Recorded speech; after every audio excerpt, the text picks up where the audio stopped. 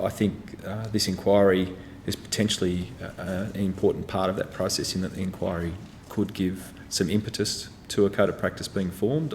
I think it's an issue that we've considered in the past, but we've never really rallied around the issue. We've slowly been seeing an erosion we believe an erosion in the value of our rights, but it has been a slow and gradual erosion, and we're now at a point where the digital media has become so prominent that, at least from the National Rugby League's point of view, looking forward into our next rights deal, we think that if things don't change, if this scope of news reporting is allowed to continue to broaden, then it will diminish the value of our media rights, our exclusive media rights.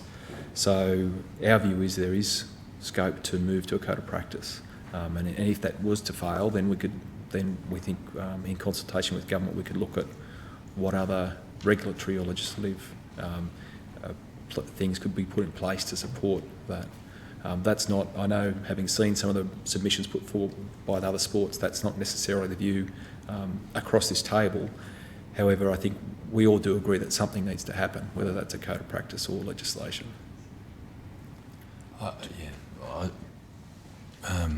Respect Shane's view. I guess our view is that these media companies are our partners, and we work very well with them a whole range of issues, but this is strategically important to them as they try and grow their media businesses and look to monetise what we think is our content, and we really think that we need leadership in a legislative form on this issue and understand how difficult that is.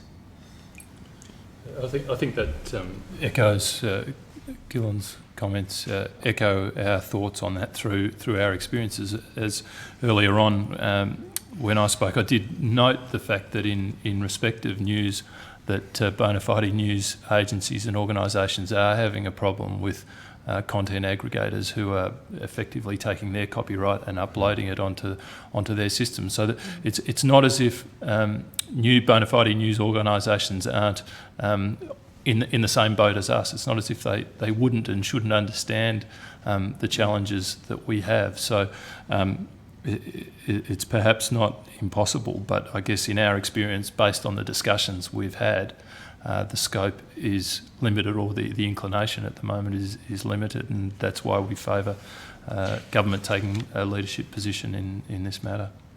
Okay. Last one from me, with the exception of YouTube. All of the examples listed in the document you've given us today relate either to traditional media organisations, I think pretty much, or 3 Mobile, I guess, not a traditional media organisation, but one operating more like a media organisation.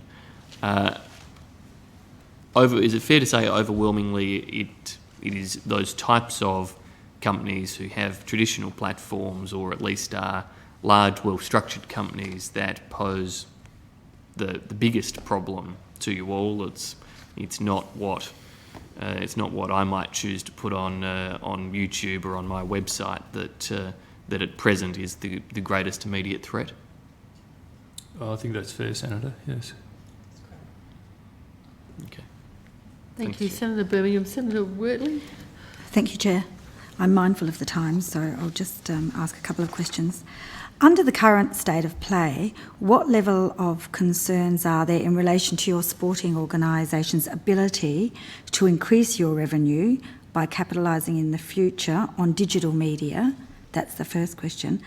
And the level of concern about a possible decrease in the future on what you're able to secure in monetary terms, because the product is because in your view the product is being devalued in the eyes of your exclusive media right holders because of the sports exposure through digital media. I think Kate Roffey from tennis, just from the tennis perspective, it's not necessarily the difference between our traditional and digital. It's in the digital space, which is an area that I think we can all do a lot more in, as Senator Lundy mentioned.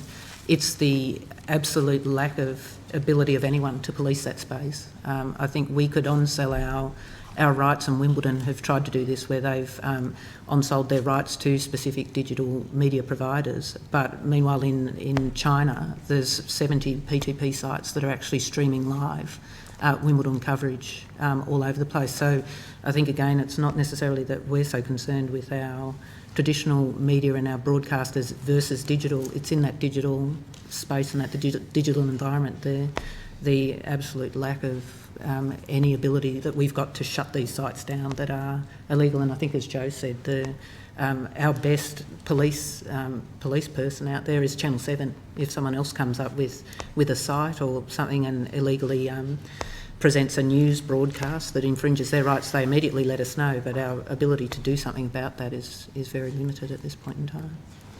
So is there concern regarding your organisation's ability to increase your revenue in the future? I think it's working both ways. Yes, there is certainly a revenue component, but there is also feedback we're getting from our broadcasters and various other groups that are saying this is starting to impact on our exclusivity as well. So I think you'll find that probably the broadcast and media players in this space do not have dissimilar concerns in that digital media environment to what we do, which is other people stepping in that none of us can regulate, starting to take space off both of us, which has a commercial impact on both entities. How would you respond to a comment received that greater exposure to your sports through the digital media will effectively result in greater interest in the sport, increased followers and larger audiences, and perhaps even increased membership?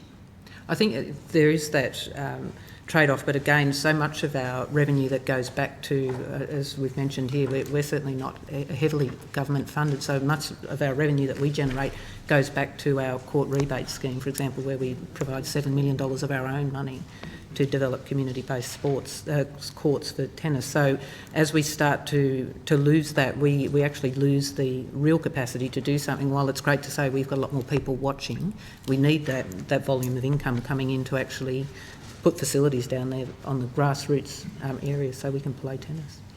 One of the key phrases in that quote that you read out was larger audiences, and obviously that's all our objective, but it's the fragmentation of those audiences that's important. I mean, the answer isn't simple, but certainly the issue is very simple for us. From football's perspective, very clearly it's a matter of not just maintaining but increasing our media revenue. We're in probably a different position to my colleagues at the table here in terms of our evolution.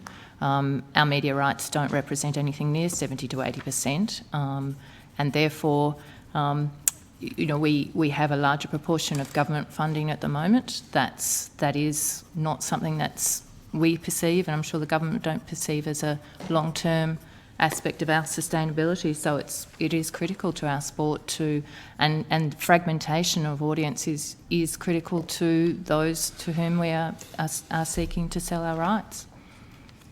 Senator, I agree with that comment. We can't deny that.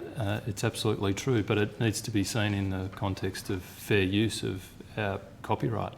And without that, or with devaluation of those rights and the value of those rights, then our very livelihood is put at risk. And our livelihood is all about servicing the Australian community with sport. Thank you. Thank you. Thank you very much to all the representatives from COMPS. Thank you for your submission and for taking the time to appear before the committee today. We appreciate it. Sorry, did you have a question? Chair, I just wanted to, perhaps if each organisation could take on notice what requirements, pressure, requests you're getting where relevant from your international sporting body about these issues. It's not relevant for everybody, but I think it's a very important question for us to understand what's occurring internationally with respect to your sporting bodies and what any requirements or limitations they're asking for. I could just comment there probably. One that's very topical for us is obviously our ability to host major international events, particularly, the jewel in the crown being the FIFA World Cup. It's fair to say that FIFA obviously exercising a fairly significant amount of power and, the competitive struggle for something like the FIFA World Cup, which we estimate would have an economic benefit to Australia of $5.3 billion. So that's the sort of power that they yield.